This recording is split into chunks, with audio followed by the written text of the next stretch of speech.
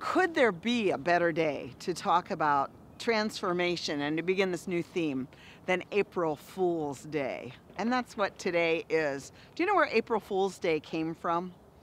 In 1582, King Charles XI changed the calendar to a Gregorian Christian calendar and changed New Year's from April 1st to January 1st.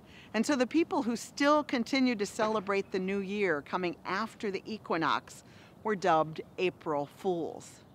Transformation and change is all about breaking old boundaries, crossing lines that we were told couldn't be crossed.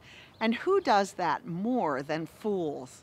So often the people who try new things, who dare to do something different, are called fools.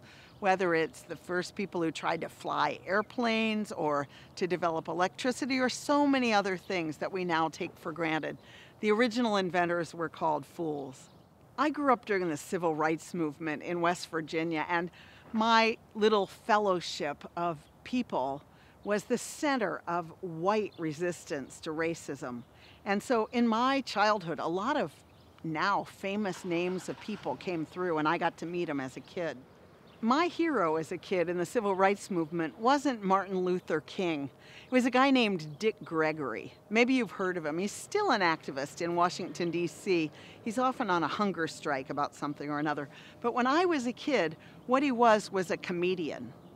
And what I saw as a kid is that he could say things because he made white people laugh, and white people listened to him.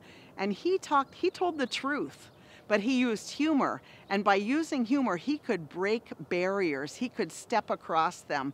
And after you'd been across that barrier, you really couldn't go back, whether you were across it laughing or you were across it with anger and sadness. I think the universe has a sense of humor. I think that the trickster spirit, that holy fool, is part of creation. You know, some religions don't have much of a sense of humor, and that makes me like them less. If you could see us filming, since we've started, hundreds of airplanes have come by that we've edited out, and it started to be a joke.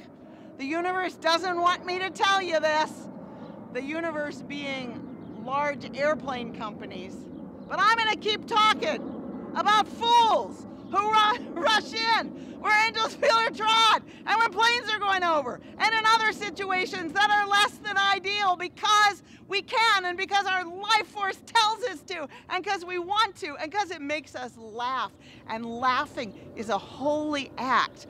Laughing with each other. Have you ever laughed when you were so sad you thought you might die from the sadness and then someone makes you laugh?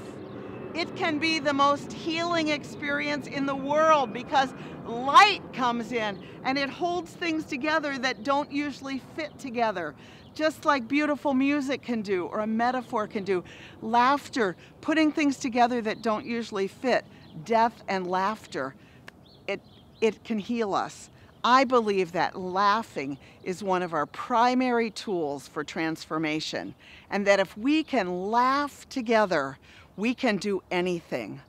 I have a friend I talk to every morning on the phone. Her work is in the privatization of prisons, one of the saddest, most horrific things going on in American society, that corporations are benefiting from prisons. But every morning, she does an affirmation of her work and about her staff group, and this is how she ends it every morning. We laugh so much we're dangerous. So my friends, let us be faithful fools. Let us laugh so much we're dangerous, and in that laughter, let us transform